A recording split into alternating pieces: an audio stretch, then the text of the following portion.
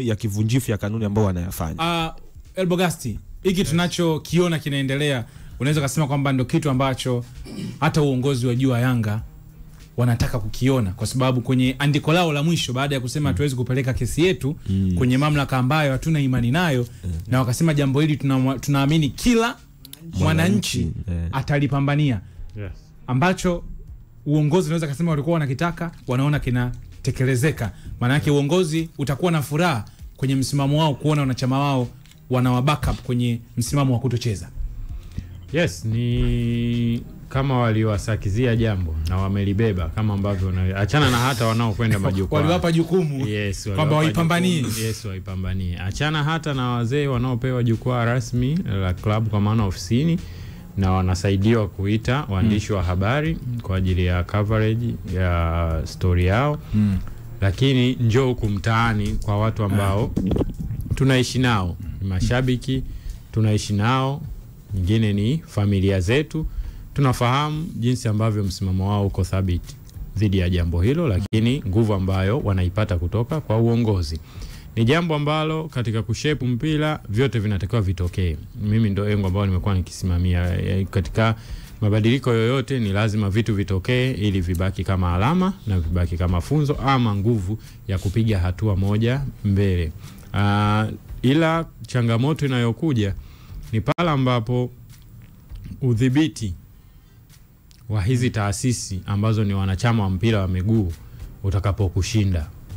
Yani hili jambo yawezekana kwa hivi sasa tunaweza tukawa tunawatemu kama bodi ya ligi, lakini mimi naenda beyond, ni naliona liko chini zaidi ya mamlaka ya mpira wa miguu. Yani rais, katibu na kamati ya utendaji ya TFF, ile management nzima inao uwezo wa kupiga hatua kwenda mbele kwenye hili, kwa sababu anayesaini mkataba wa udhamini sio bodi ya ligi, ni kamati ya utendaji ya TFF kupitia mwakilishi wake, mara nyingi tunaweza tukasema mkuu wa idara ya masoko Wambura Boniface.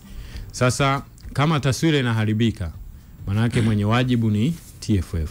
Kanuni zao za udhibiti wa wanachama wao ziko wapi wakati huu? Twende tu kwenye kabla ya kutia chumvi kwenye kidonda kinachofanyika sasa hivi. Na bahati nzuri mimi nimekuwa nikisema sio Yanga tu, hata Simba kuna baadhi ya matamshi yanayotoka yanaashiria kutia chumvi kwenye kidonda, which is mwenye mamlaka ya mpira wa miguu kama amewaita ndani analisovu, yawezekana pande zote aziliziki, lakini kutoka public na kutia chumvi kwenye kidonda ni kumvunjia heshima mwenye mamlaka ya mpira wa miguu kwa maana ya shirikisho, ambaye ana kanuni za kukudhibiti kwamba kuna mambo tunayamaliza ndani, kuna mambo utakiwi kuyasema nje, na kuna mwenendo huu ukiwa hivi tukae kimya kwa maslahi ya mpira wa miguu, kwa sababu wote wanufaika wa mpira wa miguu. Yani Young Africans, Simba, shabiki, mdau wa kawaida, wote ni wanufaika wa mpira wa miguu. Pale ambapo mmoja atatoka na kuuchafua ni shida nyingine hiyo, regardless nini kinaendelea. Lakini kutoka kuvunja utaratibu dhidi ya kosa jingine ni makosa mawili, haya halalishi kusawazisha kwamba lisiwepo kosa iwe 0-0.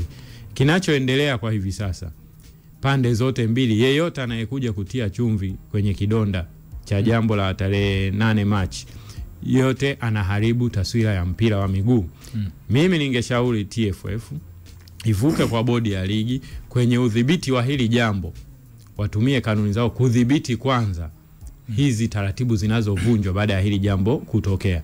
Yani wakati wanaendelea na michakato ya ndani, wanavyoamini kama hakuna mtu amekata rufaa, ambacho which is msimamo wa Young Africans wa kukata rufaa, lakini wanatoka nje wanazungumza hivi, maana yake huyu mwanachama amekushinda. Of course ndio kilichopo, wanapeleka ujumbe huo kwamba huyu mwanachama amewashinda. Pale ambapo wanamsikia Ahmed Ali, pale wanapomsikia kiongozi wa Simba anaongea kuhusu dabi kwa in a negative way ambayo mpinzani wake atasikia, na yenyewe ni matamshi yanayopaswa kuchunguzwa. Ndio maana zile kamati zipo za kuamua kwamba hii alitamka ikiwa sahihi au si sahihi. Na kwa picha ya kawaida tunavyoona wote wanaozungumza kuhusu hili jambo, awe Simba awe Yanga, kuna namna wanavyozungumza si nzuri kwa picha ya mpira wa miguu. Inawezekana Simba hailalamiki TFF, lakini the way anavyomjibu Young Africans anachochea. Lakini Elbo kwa upande wa Young Africans kama ambavyo tunasema wao baada ya kukataa mamlaka za soka wakaamua kulifanya jambo la kijamii kwamba kila anayeguswa au nasema kila anayeumwa na Yanga alibebe hili jambo. Na ndio maana wao wanaona kwamba tunakosea hatukosei. Kila shabiki wa mpira TFF hawajamsajili. Lakini hizi timu zina wanachama wao ni Young Africans. Timu zina wanachama. Ndio maana kuna kanuni ya kudhibiti wanachama wako. Kwa nani wa kudili naye? Kuna viongozi ambao TFF unawatumia barua ambao ni taasisi. Lakini taasisi hiyo ina kiongozi mkuu ambaye ni rais. Pale ambapo wanachama wake kwenye udhibiti, kwenye udhibiti wewe unadili naye, atajua taratibu zake za ndani. Wewe si ndio uliye msajili, wewe hujasajili wanachama wote. Na ndio maana tunaweka hizi regulation ili kuwepo na mtu wa kuwajibika kwenye kila jambo, lisiwe jambo la umma. Yani ingekuwa tu kila mtu anaamua, basi tusingekuwa na mwenendo mzuri wa mambo ya kuratibu. Iwe kwenye jambo lolote ile, achana hata na football, hata kwenye jamii ya kawaida. Kama mjumbe wa nyumba 10 asingekuepo, mjumbe wa serikali ya mtaa anayefuatia mtendaji wa kata wasingekuepo, kusingekuwa na utaratibu wa namna ya kuishi. Na ndio maana haya mambo yanaanza kwa process. Lazima awepo mtu wa kuwajibika kwenye kila jambo, na sio the whole majority kila sehemu watawajibika. Lakini Elbo hii wazee na matawi hii sehemu ya Yanga. Yani kwa sababu nawaambia TFF wanafahamu kwamba huyu ni mwanachama wa Young Africans, amelalamika kuhusu hili, ila kulalamika kwake kukosai. Taasisi kwa nini imekaa kimya na inajua taratibu zetu haziruhusu hili? Ndio maana nasemaje Elbo, mfano kama hapa kuna message ambayo nimetumiwa na mdau. Tulikuwa tunazungumza mwanzo kwamba Simba kuna baadhi ya maeneo aliyapunguza, lakini Yanga tena akaja na system ya kutengeneza mpaka wawakilishi wa mkutano mkuu kutoka kwenye matawi. Hii message inasema katiba ya Yanga inatambua uwepo wa matawi na uongozi wa matawi, wilaya, mkoa na taifa.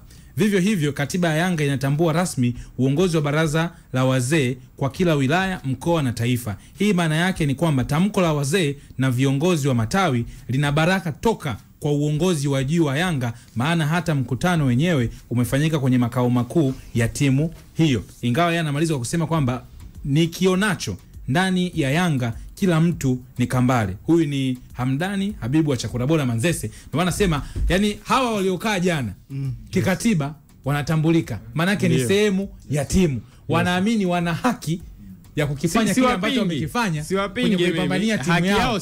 Sasa kiongozi nyakati kama hii utawadhibiti vipi? Na wao ulisema waipambanie timu yao Elbogast. Ndio hicho ndio makosa alianzia hapo kwamba udhibiti wa TFF kwenda kwa Young Africans na Young Africans kudhibiti wanachama wake namna ya kutamka kuhusiana na brand ya ligi kuu ama mpira wa Tanzania. TFF wanatakiwa kudili na taasisi ya Young Africans ambao wao ndio mwanachama yote. Ndio hicho sasa. Usivunje sheria na kanuni. Yani kwenye kutafuta haki tunakubaliana wote na hakuna muhanga. Yani wewe Ibra Sajigwa hapa Wakanda, kuna somewhere either shuleni, somewhere ambako wote tumewahi kupita kwenye maisha, kuna namna uliwahi kuhisi unavunjiwa haki ukaanza kuitafuta. Lakini cha kukumbuka pale, hutaki kuvunja kanuni au sheria wakati unaitafuta hiyo haki. Ukivunja ni kosa la pili ambalo inawezekana likakuhukumu vibaya kuliko lile la kwanza. Yani hapa ndo tunarudi kwamba yani Yanga wanachokifanya sio kama hawajui kama wanavunja kanuni. Yani sio kama hawajui kwamba hicho wanachokifanya kiko nje ya utaratibu. Wanajua, lakini mwisho wa siku ndo ile narudi kwamba anaamini kabisa mimi nikishavunja hii kanuni ya sasa hivi ya labda ya kuchafua taswira ya ligi, wewe bodi ya ligi utanifanya nini? Na bodi ya ligi wao wapo kwenye huo mtego kwa sababu sasa hivi bodi ya ligi wao wamesha mess up. Na obviously huyu ambaye wanataka kwenda kumwajibisha amesha declare interest kwamba mimi sina imani na hawa watu. Na hiyo sumu ameinezesha mpaka kwa wanachama. 100% ya kumess up. Mimi lawama zangu kwa bodi ya ligi bado zipo kwenye kutokuja na majibu ya tarehe 8 ambao walisema yapo kwenye mamlaka nyingine. Yapo kwenye mamlaka nyingine, si ndio? Maana yake wanachama wake wanatakiwa kufollow yeye maelekezo yake kwamba wamesema hawana imani naye, lipo kwenye mamlaka haya. Kutokuwa na imani kuna taratibu za kufuata, si ndio? Kama hujazifuata taratibu ndio hizo shida. Ni wakati tuko fair hapa ni kutolea mfano kwenye nyanja ya siasa kwa sababu mimi nafuatilia. Kuna eneo msajili wa vyama vya siasa alikuwa anatuma barua kwenye moja ya chama kinamjibu jukwaani. Hakijibu kwa barua. Hujakamilika. Yes. Msajili kashusha lungu huko kwamba ruzuku hamtapata. Unaelewa? chama kimerudi, kimeteua viongozi, kimejibu kwa barua, sio jukwaani tena. Ndivyo taratibu zinavyotakiwa. Unaelewa? Yani haitakiwi kujibu kwa kutengeneza kosa jingine. Hata kama unatafuta haki, hatuwezi kuhubiri hiyo, na mimi si support na ipinga kwa manufaa ya mpira wa miguu, na kokote kule kwenye sehemu yoyote iliyostaarabika ikajiwekea taratibu kwenye kuitafuta haki. Hata kama umeikosa kwa mara ya kwanza, unapoitafuta kwa mara ya pili hautaki kuvunja sheria na kanuni, which zinaona ni udhaifu wa TFF, kwa sababu kwa hivi sasa tulipofika kwenye hali inavyokwenda, brand inavyochafuka, mdhamini anapewa matamko tu usifanye hiki. Unaelewa? Ambaye ameilipia kwa miaka 10 afanye hivyo, anapewa tu matamko.